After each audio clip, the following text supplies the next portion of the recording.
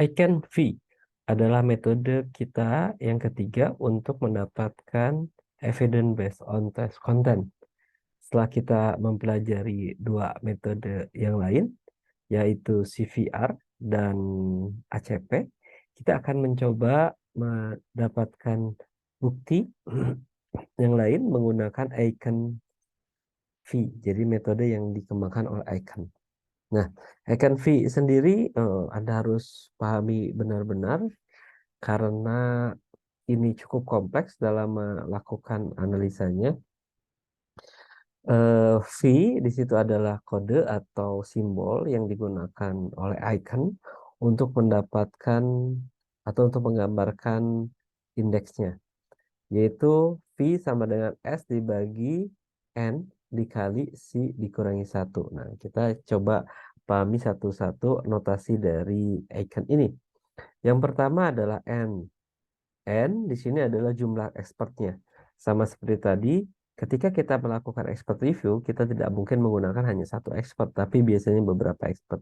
Semakin banyak dari expert, biasanya akan semakin baik kualitas dari itemnya. Tapi biasanya kita akan menggunakan 3 expert, itu sudah cukup kalau Anda hanya menggunakan atau Anda mengembangkan untuk skripsi ya. Jadi kita pahami lagi, N di sini adalah jumlah expert. Nah, Eckhart sendiri biasanya digunakan untuk tes-tes yang bersifat Likert atau tes-tes yang mempunyai skala Likert atau beberapa skala semantik diferensial pun bisa digunakan. Tapi biasanya Likert. Jadi Likert itu kalau kita coba review sedikit itu yang berkaitan dengan misalnya si ada item apakah saya suka melukis itu 1 sangat sesuai sampai 5, maaf, 1 sangat tidak sesuai sampai 5 sangat sesuai. Nah, berarti jika seperti itu maka C ini adalah jumlah kategori Likert-nya. Jika tadi adalah 1 untuk sangat tidak sesuai, 5 untuk sangat sesuai, maka nilai C ini jumlah kategori Likert-nya adalah 5 ini sendiri. Lalu di sini ada LO adalah ranking terendah dan R adalah rating yang diberikan satu expert gitu ya. Jadi si expertnya nanti memberikan rating apakah ini sangat sesuai gitu ya, 4 atau 5 seperti itu ya. Itu yang digunakan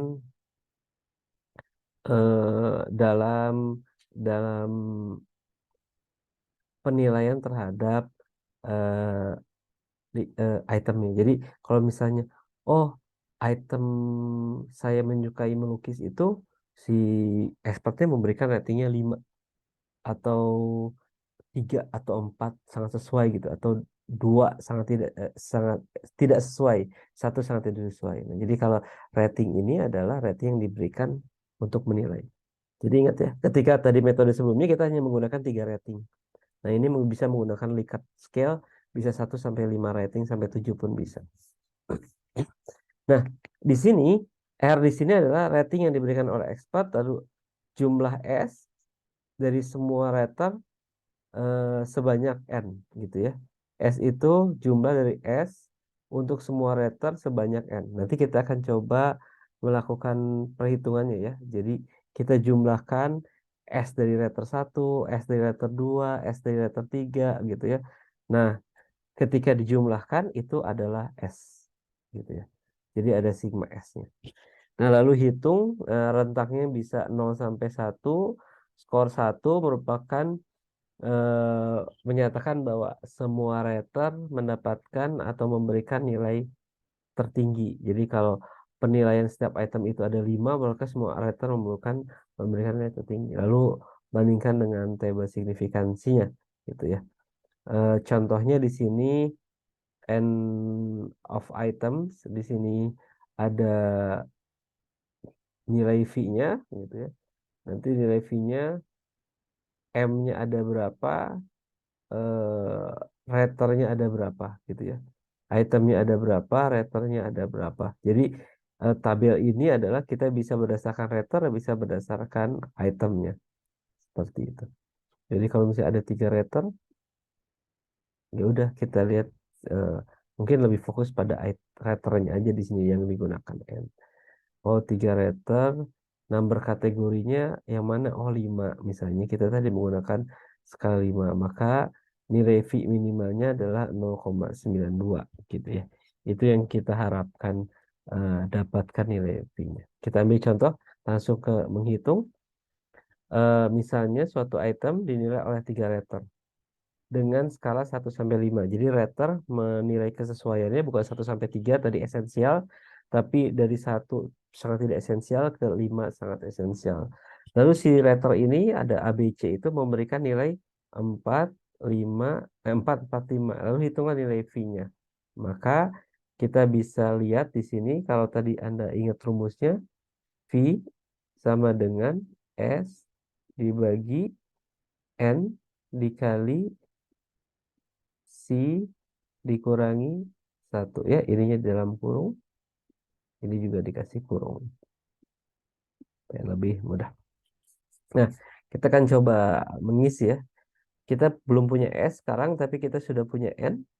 Ini N-nya adalah 3 gitu ya.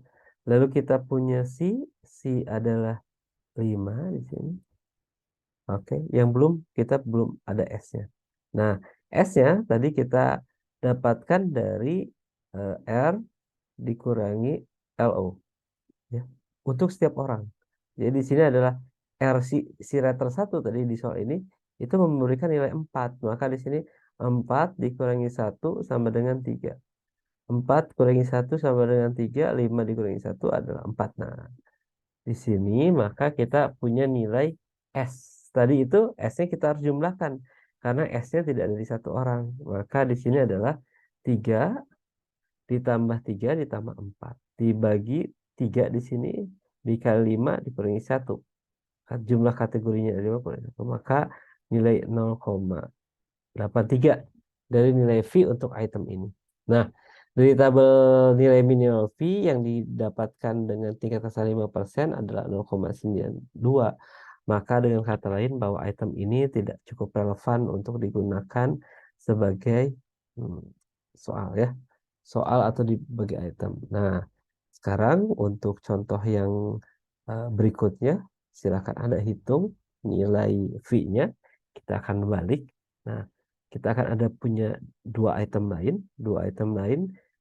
Misalnya untuk item ini untuk soal latihan 3, contoh 3, itu ada 5 reviewer merating 1 sampai 5. Tapi 5 review itu akan memberikan nilai 5,